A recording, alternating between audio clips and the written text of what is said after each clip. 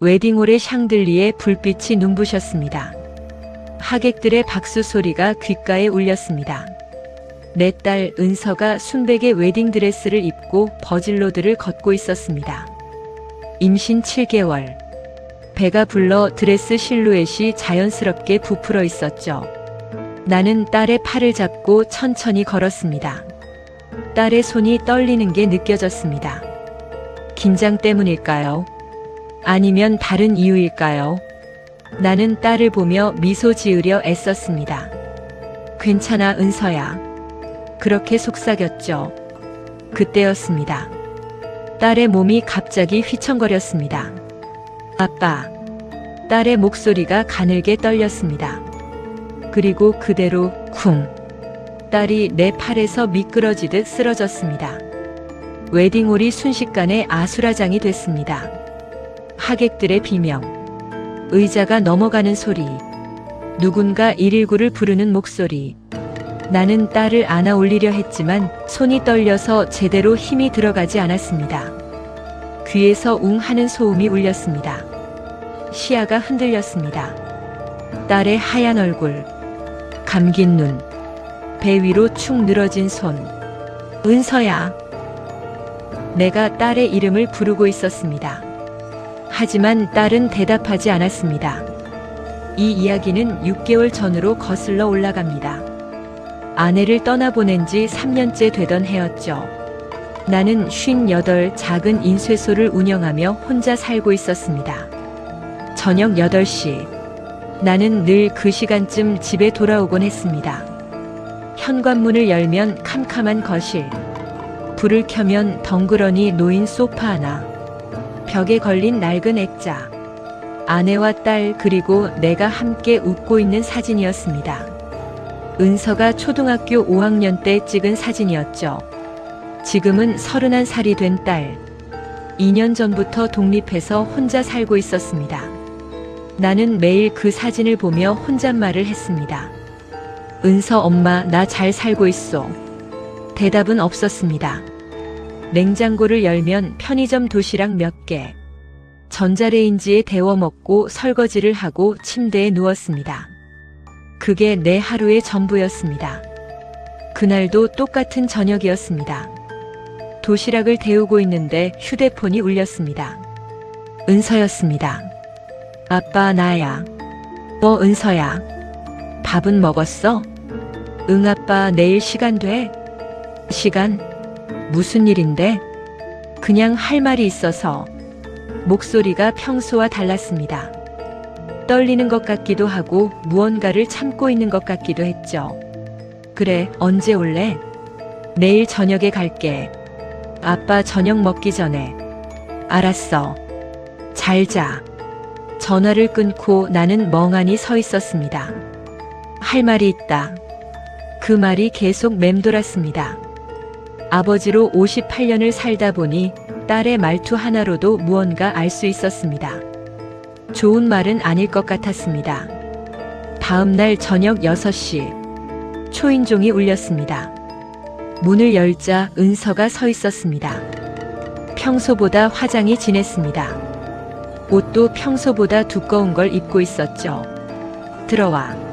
응. 은서는 거실로 들어와 소파에 앉았습니다. 나는 차를 끓여주었습니다. 은서는 찻잔을 두 손으로 꽉 쥐고 있었습니다. 손가락을 자꾸 만지작거렸습니다. 시선은 바닥에 고정되어 있었습니다. 나는 알았습니다. 딸이 무언가 큰 말을 꺼내려 하고 있다는 걸. 은서야, 무슨 일이야? 아빠. 은서가 입술을 깨물었습니다. 눈가가 붉어졌습니다. 아빠, 나 임신했어. 시간이 멈췄습니다. 나는 찻잔을 들고 있었지만 손이 떨렸습니다. 찬물이 조금 넘쳤습니다. 뭐라고? 임신했어요. 지금 2달째. 나는 숨을 깊게 들이쉬었습니다. 화가 났습니다. 당연히 화가 났죠. 하지만 동시에 딸이 울먹이는 모습을 보니 화를 낼 수가 없었습니다. 남자는 있어요. 결혼할 거예요. 결혼을? 응. 그 사람도 책임지고 싶대. 책임. 그 단어가 귓가에 맴돌았습니다. 나는 찻잔을 내려놓았습니다. 은서야, 그 남자 어떤 사람이야? 좋은 사람이야, 아빠. 나한테 정말 잘해줘. 직업은? 프리랜서로 컨설팅 일해. 나이는? 35. 나는 고개를 끄덕였습니다. 하지만 속으로는 수십 가지 질문이 맴돌았습니다. 왜 나한테 미리 소개하지 않았을까? 왜 임신부터 하고 말하는 걸까? 정말 믿을 만한 사람일까? 하지만 나는 묻지 않았습니다. 딸이 이미 결정한 일이었으니까요. 일주일 뒤 은서가 그 남자를 데려왔습니다. 이름은 강민혁. 35살. 키가 크고 외모는 괜찮았습니다. 정장 차림이었죠. 안녕하세요, 장인어른. 강민혁입니다. 악수를 청했습니다. 나는 그의 손을 잡았습니다. 손은 부드러웠습니다. 너무 부드러웠죠. 일을 해본 사람의 손이 아니었습니다. 들어오세요. 감사합니다. 좋은 집이시네요. 민혁은 거실로 들어오며 주변을 천천히 둘러봤습니다. 책장, 액자, 소파, 테이블. 마치 무언가를 확인하듯 시선이 움직였습니다. 앉으세요. 네, 감사합니다. 민혁은 소파에 앉으며 웃었습니다. 완벽한 미소였습니다. 너무 완벽했죠. 장인어른, 먼저 죄송하다는 말씀 드리고 싶습니다. 은서를 임신시키고 제대로 인사도 드리지 못했습니다. 이미 지난 일이니 정말 사랑합니다, 은서를. 평생 책임지겠습니다. 사랑합니다. 책임지겠습니다. 그 말들이 너무 쉽게 나왔습니다. 마치 외운 대사처럼. 나는 민혁을 바라봤습니다. 그의 눈. 웃고 있었지만 눈은 웃지 않았습니다. 뭔가 계산하는 것 같은 눈빛이었습니다. 나는 사업을 30년 넘게 했습니다. 수많은 사람을 만났죠. 거래처, 동업자, 사기꾼까지. 그러다 보니 사람을 보는 눈이 생겼습니다. 그리고 이 남자, 강민혁. 뭔가 이상했습니다. 민혁이 말했습니다. 장인어른, 혹시 보험은 들어두셨나요? 보험? 네. 요즘 나이 드시면 건강 문제도 있고 해서요. 서로를 위한 보험 하나쯤은 들어두시는 게 좋습니다. 나는 괜찮아요. 그래도 만약을 위해서요. 은서 엄마도 안 계시잖아요. 혹시라도 장인어른께 무슨 일 생기시면. 나는 민혁을 똑바로 바라봤습니다. 내가 무슨 일이 생기면 어쩌겠다는 거죠? 아, 아니에요. 그런 뜻이 아니라 그냥 대비를 해두시라는. 민혁이 웃으며 말을 흐렸습니다. 하지만 나는 느꼈습니다. 이 남자가 내 재산을 알아보고 있구나. 며칠 뒤 은서가 전화했습니다. 아빠, 민혁 오빠가 혼인신고 먼저 하자고 하는데 괜찮을까? 혼인신고를? 결혼식도 안 했는데? 응. 요즘은 먼저 하는 게 일반적이래. 아기도 있고 하니까. 나는 고개를 끄덕였습니다. 맞는 말이었습니다. 하지만 뭔가 개운치 않았습니다. 그래, 내가 좋으면 해. 고마워, 아빠. 전화를 끊고 나는 혼잣말을 했습니다. 왜 이렇게 급할까? 2주일 뒤 민혁이 말했습니다. 장인어른, 저희 부모님이 상견례를 하고 싶어 하시는데요. 좋죠. 언제가 좋을까요? 그게 부모님이 지금 해외에 계셔서요. 한 달쯤 뒤에 돌아오신대요. 해외요? 네. 아버지가 사업 때문에 오래 나가 계셔서요. 그럼 한 달 뒤에 하죠. 감사합니다. 민혁은 웃었습니다. 하지만 나는 생각했습니다. 정말 부모가 있기는 한 걸까? 시간이 빠르게 흘렀습니다. 혼인신고가 끝났습니다. 결혼식 날짜가 잡혔습니다.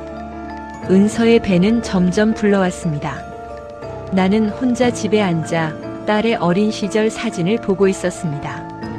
초등학교 입학식 때 찍은 사진. 노란 모자를 쓰고 웃고 있는 은서. 중학교 졸업식 때 찍은 사진. 교복을 입고 부의를 하고 있는 은서. 대학교 입학식 때 찍은 사진.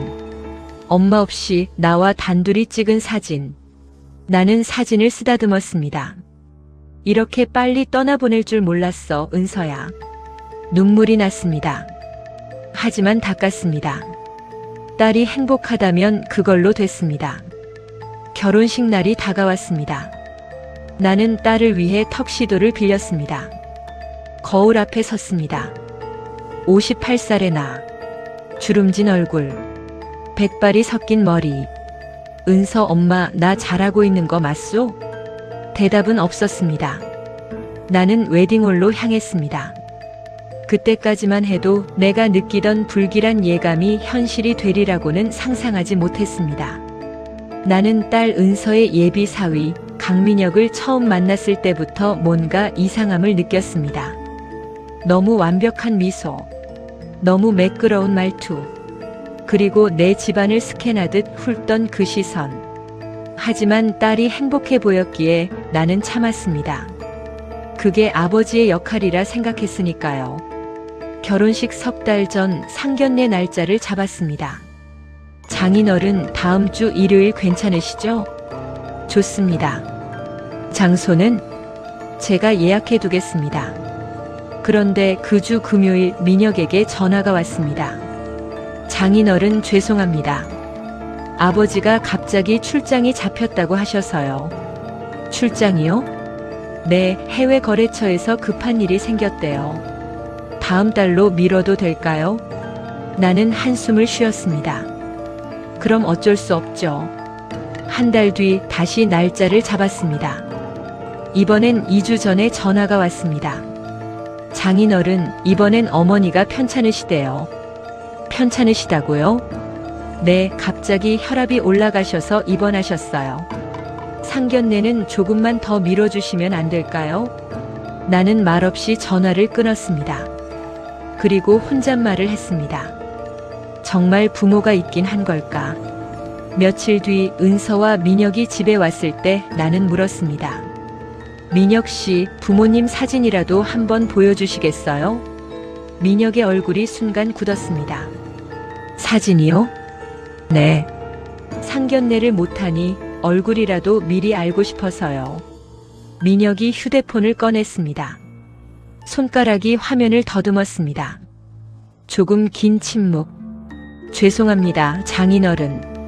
부모님이 사진 찍는 걸 워낙 싫어하셔서 최근 사진이 없네요. 오래된 사진이라도 좋아요. 찾아보고 나중에 보여드리겠습니다. 민혁은 웃었습니다. 하지만 눈은 웃지 않았습니다. 나는 그때 확신했습니다. 이 남자 뭔가 숨기고 있다. 결혼식 2달 전 민혁이 서류 봉투를 들고 왔습니다. 장인어른, 이거 한번 보시겠어요? 뭔데요? 보험이요. 생명보험하고 상해보험, 질병보험. 서류를 펼쳤습니다. 수익자란에 배우자라고 적혀 있었습니다. 요즘은 부부가 서로를 수익자로 하는 게 일반적이래요. 만약을 위해서요. 금액이 2억이요? 네. 요즘 물가도 오르고 만약 사고라도 나면 치료비도 많이 들잖아요. 나는 서류를 내려다봤습니다. 2억. 너무 큰 금액이었습니다. 이건 좀 과한 것 같은데요. 장인어른도 하나 드시죠. 혹시 모르잖아요. 나는 괜찮아요. 그래도 은서 걱정되지 않으세요? 만약 장인어른께 무슨 일 생기시면. 나는 민혁을 똑바로 바라봤습니다. 내가 무슨 일이 생기면 누가 돈을 받는다는 거죠? 민혁이 웃으며 말을 흐렸습니다. 아, 그런 뜻이 아니라 그냥 대비 차원에서요. 나는 서류를 밀어냈습니다. 생각해 보겠습니다. 그 주말 은서가 전화했습니다. 아빠, 민혁 오빠가 혼인신고 빨리 하자는데 괜찮을까? 왜 급하게? 아기 출생신고 때문에 미리 해두면 좋대. 그리고 세금 혜택도 있고. 나는 잠시 망설였습니다. 결혼식도 안 했는데? 요즘은 다들 먼저 한대.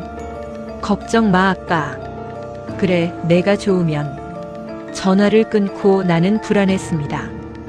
왜 이렇게 모든 게 급할까? 결혼식 당일, 나는 턱시도를 입고 웨딩홀에 도착했습니다. 신부 측 하객은 30명 정도 왔습니다. 친척들, 은서 친구들, 내 지인들. 하지만 신랑 측은 달랐습니다. 고작 10명. 서로 어색하게 인사하고 눈빛을 피했습니다. 마치 처음 만난 사람들처럼. 그때 한 노부부가 들어왔습니다. 민혁이 부모님이십니다. 사회자가 소개했습니다. 나는 그들에게 인사했습니다. 안녕하십니까, 사돈어른. 아이고, 반갑습니다. 노인의 말투가 이상했습니다. 해외에 산다더니 사투리가 진했습니다. 경상도 억양이었죠. 해외에서 오시느라 고생 많으셨습니다. 아, 네, 그렇습니다. 노인은 어색하게 웃으며 자리로 갔습니다. 나는 그 뒷모습을 보며 생각했습니다. 저 사람들 정말 민혁 부모가 맞나? 식이 시작됐습니다. 나는 은서의 팔을 잡고 버질로드를 걸었습니다. 은서의 손이 떨렸습니다. 괜찮아, 은서야. 응, 아빠. 그때였습니다. 은서가 배를 움켜쥐었습니다. 아빠 배가. 은서야? 딸의 얼굴이 하얗게 질렸습니다. 그리고 그대로 쓰러졌습니다. 쿵. 나는 딸을 안았습니다. 딸의 몸이 차가웠습니다. 입가에 거품이 맺혀 있었습니다. 은서야, 은서야. 하객들이 비명을 질렀습니다. 민혁이 달려왔습니다. 은서야, 은서. 누군가 119를 불렀습니다. 은서가 눈을 가늘게 떴습니다. 아빠, 아침에 비타민. 뭐라고? 민혁이가 비타민. 은서의 목소리가 끊겼습니다. 구급차 안. 나는 은서의 손을 꼭 잡고 있었습니다. 구급대원이 산소호흡기를 씌웠습니다. 심장 박동 소리가 B-하고 울렸습니다. 혈압 떨어지고 있습니다. 빨리. 나는 기도했습니다. 제발, 제발 살려주세요. 딸만은 제발. 응급실. 나는 밖에서 기다렸습니다. 시간이 멈춘 것 같았습니다. 1시간이 지났습니다. 2시간이 지났습니다. 그때 의사가 나왔습니다. 표정이 무거웠습니다. 보호자분이시죠? 네, 그렇습니다. 유감입니다. 네. 산모와 아이 모두 살리지 못했습니다. 세상이 무너졌습니다. 귀에서 웅 하는 소리가 울렸습니다. 무릎에 힘이 풀렸습니다. 뭐라고요? 최선을 다했지만 나는 주저앉았습니다. 복도 바닥이 차가웠습니다. 내 심장보다 차가웠습니다. 영안실. 하얀 천으로 덮인 딸. 나는 천을 걷었습니다. 은서의 얼굴이 보였습니다. 평화로워 보였습니다. 마치 잠든 것 같았습니다. 은서야. 나는 딸의 손을 잡았습니다. 차가웠습니다. 너무 차가웠습니다. 미안해, 은서야. 아빠가 지켜주지 못해서. 눈물이 났습니다. 58년을 살면서 이렇게 운 적이 없었습니다. 장례식장. 민혁은 상주석에 앉아 울고 있었습니다. 완벽한 슬픔이었습니다. 너무 완벽했습니다. 은서야, 미안해, 내가 지켜주지 못해서. 조문객들이 그를 위로했습니다. 이렇게 젊은 나이에 참 안타깝습니다. 힘내세요, 사위님. 민혁은 고개를 숙이며 답했습니다. 하지만 나는 봤습니다. 그가 조의금 봉투를 셀 때 눈빛이 바뀌는 걸. 이틀째 되는 날 민혁이 말했습니다. 장인어른, 화장은 빨리 하는 게 좋을 것 같습니다. 왜요? 은서가 오래 두면 안 될 것 같아서요. 부검은? 부검이요? 민혁의 얼굴이 굳었습니다. 네. 왜 갑자기 쓰러진 건지 원인을 알아야 하지 않겠어요? 그건 의사 선생님이 임신 중독증이라고 하셨잖아요. 그래도 정확히 알아야죠. 장인어른 부검하면 은서 몸에 상처가 생깁니다. 그냥 편히 보내주시죠. 나는 민혁을 바라봤습니다. 그의 눈에 불안이 스쳤습니다. 그날 밤 나는 장례식장 복도를 걷고 있었습니다. 잠이 오지 않았습니다. 그때 뒤편 비상계단에서 목소리가 들렸습니다. 민혁의 목소리였습니다. 나는 조용히 다가갔습니다. 계획대로 됐어. 보험금은 언제 나와? 부검만 안 하면 문제 없어. 화장은 언제? 모레. 서두를 거야. 나는 숨을 멈췄습니다. 장인은 의심하긴 하는데 증거가 없어. 곧 정리될 거야. 전화가 끊겼습니다. 나는 벽에 등을 기댔습니다. 손이 떨렸습니다. 온몸이 떨렸습니다. 계획, 보험금, 정리? 이건 사고가 아니었다. 누군가의 계획이었다. 그날 새벽, 나는 은서의 영정 앞에 섰습니다. 영정 속 은서는 웃고 있었습니다. 나는 절을 올렸습니다. 그리고 다짐했습니다. 은서야, 아빠가 반드시 밝혀낼게. 내가 왜 죽었는지, 누가 널 죽였는지, 그 진실만은 끝까지 밝혀내마. 나는 장례식장 비상계단에서 민혁의 통화를 엿듣고 말았습니다. 계획대로 됐어. 보험금은 언제 나와? 부검만 안 하면 문제 없어. 그 순간 나는 깨달았습니다. 내 딸의 죽음은 사고가 아니었다는 것을. 다음 날 아침 나는 민혁에게 말했습니다. 부검을 하겠습니다. 민혁의 얼굴이 굳었습니다. 장인어른 말씀드렸잖아요.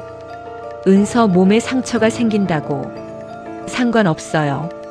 정확한 사인을 알아야겠어요. 임신 중독증이라고 의사 선생님이. 그걸 확인하려는 겁니다. 민혁이 목소리를 높였습니다. 장인어른, 은서를 편히 보내주시죠. 내 딸입니다. 내가 결정합니다. 나는 병원에 부검을 요청했습니다. 사흘 뒤 국립과학수사연구원에서 전화가 왔습니다. 보호자분이시죠? 네, 그렇습니다. 부검 결과가 나왔습니다. 사인이 뭡니까? 청산가리 계열 독극물 중독입니다. 세상이 멈췄습니다. 독극물이라고요? 네. 혈액과 위 내용물에서 다량 검출됐습니다. 사망 당일 아침에 섭취한 것으로 추정됩니다. 그럼 이건 타살 가능성이 높습니다. 경찰에 신고하시는 게 좋겠습니다. 전화를 끊고 나는 주저앉았습니다. 독극물. 누군가 일부러 먹인 것. 그 누군가는 강민혁.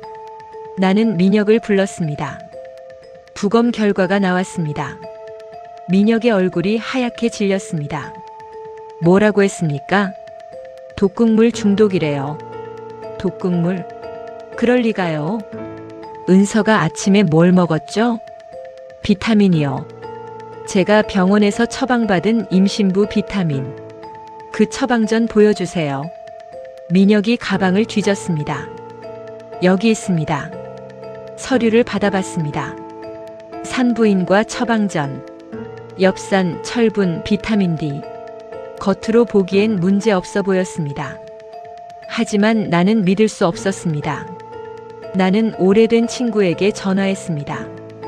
최진수. 30년간 형사로 일하다 은퇴한 친구였습니다. 진수야, 나야. 무슨 일이야? 내가 좀 도와줘야겠어. 나는 모든 상황을 설명했습니다. 은서의 죽음, 민혁의 이상한 행동, 부검 결과. 진수는 한참을 듣더니 말했습니다. 이거 냄새가 나는데. 냄새? 전형적인 보험 사기범 패턴이야. 내가 한번 조사해 볼게. 일주일 뒤 진수가 서류 뭉치를 들고 찾아왔습니다. 이거 봐. 주민등록 초본이었습니다. 민혁이 전입 기록이 여러 번 있어. 부산, 대구, 광주, 서울. 이사를 많이 했네. 그것도 짧은 기간에. 1년에 한 번씩 진수가 다른 서류를 펼쳤습니다. 그리고 이거 직장 기록 프리랜서 컨설턴트라고 했는데 거짓말이야. 국민연금 가입 기록이 없어. 세금 신고도 없고. 그럼 뭘 하고 산 거지? 진수가 나를 똑바로 봤습니다. 보험금으로. 결혼식장에서 봤던 민혁의 부모였습니다. 이 사람들 기억나지? 민혁 부모라고 했던. 가짜야. 뭐? 진수가 태블릿을 보여줬습니다. 이 사람들 부모 대행 에이전시 소속이야. 화면에는 가족 연기 서비스라는 업체 홈페이지가 떠 있었습니다. 결혼식, 장례식, 상견례에 가짜 가족을 보내주는 거야. 배우들이지. 그럼 민혁 진짜 부모는? 없어. 고아 출신이야. 보육원에서 자랐고 나는 주먹을 쥐었습니다. 진수가 파일을 더 펼쳤습니다. 그리고 이게 제일 중요해. 뭔데? 민혁 이전에도 결혼한 적 있어. 3번. 3번? 첫 번째는 5년 전 부산에서. 신부 이름은 한유리, 28세. 그 사람은 지금 사망. 결혼 4개월 만에 교통사고로 죽었어. 숨이 막혔습니다. 두 번째는 3년 전 대구에서. 신부 이름은 정수진, 30세. 그 사람도 사망. 결혼 6개월 만에 심장마비. 세 번째는 2년 전 광주에서. 신부 이름은 박지은, 32세. 죽었어? 응. 결혼 5개월 만에 자살로 처리됐어. 나는 서류를 내려다봤습니다. 3명의 여자. 모두 젊은 나이에 죽었습니다. 진수가 형광펜으로 표시한 부분을 가리켰습니다. 여기 봐. 모두 결혼 직전에 고액 생명보험 가입했어. 얼마? 한유리 2억. 정수진 2억 5천. 박지은 3억. 그리고 은서는 2억 5천. 나는 손이 떨렸습니다. 이 돈 다 민혁한테 갔어? 그렇지. 수익자가 전부 배우자였거든. 합치면 9억 5천. 거의 10억이야. 진수가 사진 4장을 나란히 펼쳤습니다. 한유리, 정수진, 박지은, 그리고 내 딸 은서. 이것 봐. 모두 비슷해. 뭐가? 외모, 나이, 가족 구성. 4명 모두 비슷한 인상이었습니다. 단아한 얼굴, 긴 생머리, 그리고 한 가지 더. 모두 아버지만 있고 어머니는 없었어. 그리고 모두 결혼 당시 임신 중이었어. 왜 임신한 여자만? 임신하면 보험 가입이 쉬워. 그리고 급하게 결혼하는 게 자연스러우니까. 나는 사진 속 여자들을 바라봤습니다. 누군가의 딸들, 누군가의 소중한 아이들. 모두 민혁의 계획에 희생당했습니다. 나는 부산으로 갔습니다. 한유리의 어머니를 만나기 위해서였습니다. 작은 아파트. 50대 여자가 문을 열었습니다. 들어오세요. 거실에는 한유리의 영정사진이 놓여 있었습니다. 제 딸도 그렇게 갔습니다. 유리 어머니가 눈물을 닦았습니다. 교통사고라고 했어요. 근데 이상했어요. 뭐가요? 유리는 운전을 잘했거든요. 그런데 갑자기 중앙선을 넘어 트럭하고 정면 충돌을 했대요. 경찰은 뭐래요? 졸음운전이래요. 근데 유리는 그날 아침에 잤어요. 졸릴 리가 없어요. 강민혁은요? 그 사람 장례식 끝나고 바로 사라졌어요. 연락도 안 되고. 나는 고개를 숙였습니다. 대구로 갔습니다. 정수진의 아버지는 70대 노인이었습니다. 우리 수진이는 심장이 건강했어요. 그런데 심장마비로? 그래요. 갑자기 집에서 쓰러졌대요. 그 사위가 발견했다고 하더군요. 부검은? 안 했어요. 그 사위가 말리더라고요. 수진이 몸에 상처 내지 말라고. 나는 할 말을 잃었습니다. 나중에 알고 보니 보험금이 어마어마하더라고요. 그제야 의심이 됐죠. 근데 이미 늦었어요. 노인이 눈물을 흘렸습니다. 나는 그 손을 꼭 잡았습니다. 서울로 돌아온 날 밤, 진수에게 전화가 왔습니다. 큰일이야. 왜? 민혁 또 움직이고 있어. 뭐? 새로운 여자를 만났어. 이름은 김소희, 29세. 간호사야. 지금? 응. 2달 전부터 만났어. 그리고 한 달 전에 보험 가입했어. 금액은 3억. 결혼은 다음 달 예정이래. 임신은 했어. 지금 2달째. 나는 휴대폰을 쥔 손이 떨렸습니다. 그럼 그 여자도? 응. 5번째 타깃이야. 나는 결심했습니다.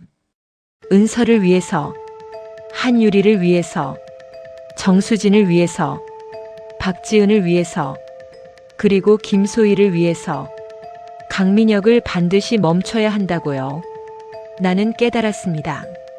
내 딸 은서는 4번째 희생자였고 지금 이 순간에도 5번째 희생자가 준비되고 있다는 사실을요. 김소희, 29세 간호사, 임신 2달째, 보험 가입 완료, 결혼식은 다음 달. 나는 결심했습니다. 이번엔 절대 늦지 않겠다고. 나는 김소희가 근무하는 병원을 찾아갔습니다. 대학병원 응급실. 간호사복을 입은 젊은 여자가 바쁘게 움직이고 있었습니다. 김소혜 간호사님이십니까? 네. 누구세요? 잠깐만 시간 좀 내주시겠습니까? 중요한 얘기가 있습니다. 죄송한데 지금 근무 중이라서요. 당신 약혼자 강민혁에 관한 겁니다. 소희의 표정이 변했습니다. 민혁 오빠를요? 네. 꼭 들어야 할 이야기입니다. 병원 근처 카페. 나는 소희 앞에 앉았습니다. 제 딸도 당신처럼 강민혁과 결혼했습니다. 네.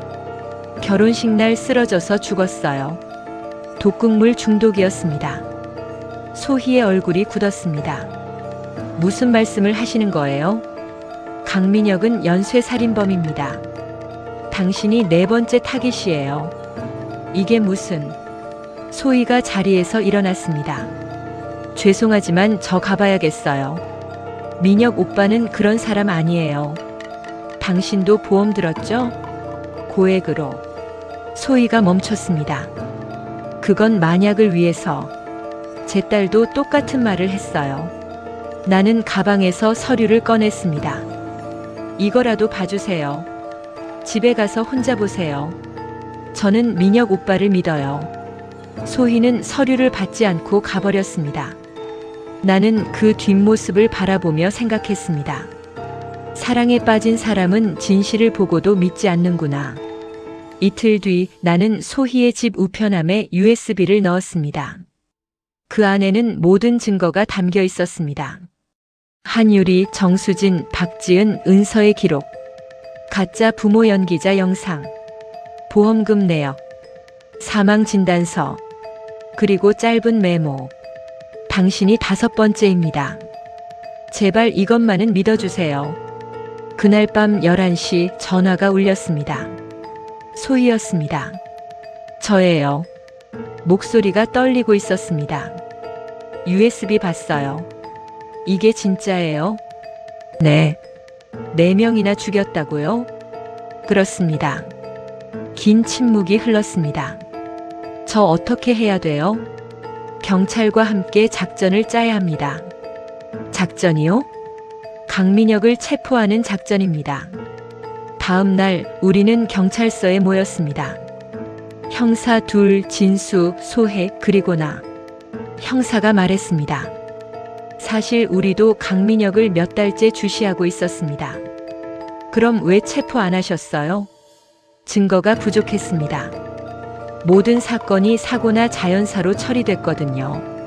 이번엔 달라야 합니다. 그래서 작전을 짜야 합니다. 형사가 화이트보드에 그림을 그렸습니다. 강민혁은 독극물을 영양제로 위장해 먹입니다. 이번엔 그 현장을 잡아야 해요. 어떻게요? 김소혜 씨가 협조해 주셔야 합니다. 소희가 고개를 끄덕였습니다. 할게요. 일주일 동안 우리는 준비했습니다. 소희는 겉으로는 평소처럼 민혁을 만났습니다. 하지만 손목시계 안에 초소형 카메라가 숨겨져 있었습니다. 옷 안쪽에는 녹음기가 달려 있었습니다. 그리고 민혁이 주는 약은 절대 먹지 않고 몰래 보관했습니다. 형사가 말했습니다. 민혁이 직접 약을 건네고 이거 먹어라고 말하는 장면을 잡아야 합니다. 알겠습니다. 그날이 왔습니다. 민혁은 소희에게 문자를 보냈습니다. 오늘 저녁에 병원 주차장에서 만나자. 중요한 얘기 있어.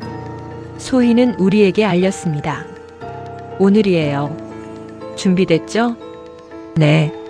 저녁 7시. 병원 지하 주차장. 우리는 차 안에 숨어 대기했습니다. 민혁이 나타났습니다. 소희가 그에게 다가갔습니다. 오빠 무슨 일이야? 소희야, 요즘 컨디션 안 좋지? 응, 좀 피곤해. 이거 먹어. 임신 부용 비타민이야. 민혁이 캡슐을 꺼냈습니다. 여기서요? 응. 지금 먹는 게 좋아. 물도 가져왔어. 소희가 캡슐을 받았습니다. 손이 떨렸습니다. 고마워, 오빠. 소희가 입에 넣는 척하며 혀 밑에 숨겼습니다. 물을 마시는 신용을 했습니다. 다 먹었어? 응. 민혁이 웃었습니다. 그 순간 거기서 형사들이 뛰어나왔습니다. 나도 차에서 내렸습니다. 민혁의 얼굴이 하얗게 질렸습니다. 뭐야? 강민혁 살인 미수 및 연쇄살인 혐의로 체포한다. 민혁이 도망치려 했지만 형사들이 제압했습니다. 수갑이 채워졌습니다. 소희가 손에 쥔 캡슐을 형사에게 건넸습니다. 이거요. 나는 민혁을 똑바로 바라봤습니다. 내 딸을 돌려내. 민혁은 고개를 숙였습니다. 경찰은 민혁의 오피스텔을 수색했습니다. 냉장고 안에는 각종 독극물이 들어 있었습니다. 책상 서랍에는 위조 처방전이 수북했습니다. 그리고 노트북 안에는 파일이 하나 있었습니다. 타깃 리스트. 한유리 X, 정수진 X, 박지은 X, 장은서 X, 김소혜 진행 중. 그 아래로 이름이 더 적혀 있었습니다. 아직 만나지 않은 여자들. 다음 목표들. 나는 그 이름들을 보며 눈을 감았습니다. 은서야, 늦지 않았어. 5번째는 막았어. 3개월 뒤 재판이 열렸습니다.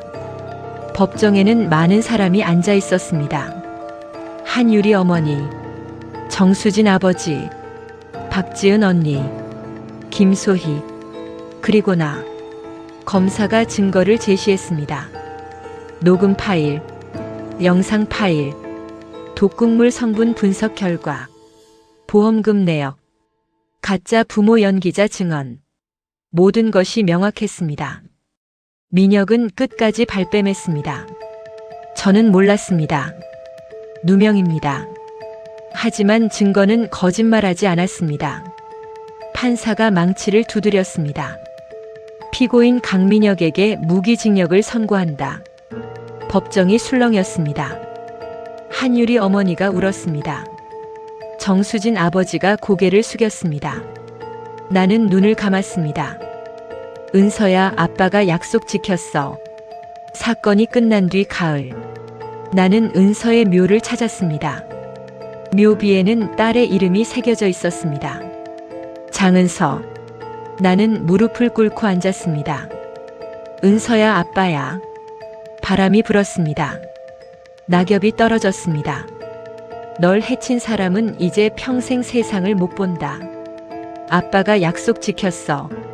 눈물이 났습니다. 근데 은서야, 아빠는 내가 너무 보고 싶어. 내가 돌아오는 건 아니잖아. 그게 제일 힘들어. 나는 묘비의 이 말을 기댔습니다. 미안해, 은서야. 미안해. 결혼식 30분 만에 멈춰버린 딸의 시간은 다시 흐르지 않습니다. 장례 후에야 밝혀진 이 진실이 누군가의 딸을, 누군가의 소중한 사람을 지켜주는 경고가 되기를 바랄 뿐입니다. 사랑한다는 말이 가장 위험할 수 있습니다. 완벽해 보이는 사람이 가장 의심스러울 수 있습니다. 부모의 직감을 믿으세요. 그리고 너무 늦기 전에 진실을 확인하세요. 내 딸처럼 누군가의 소중한 사람이 다시는 그런 일을 당하지 않기를 간절히 바랍니다.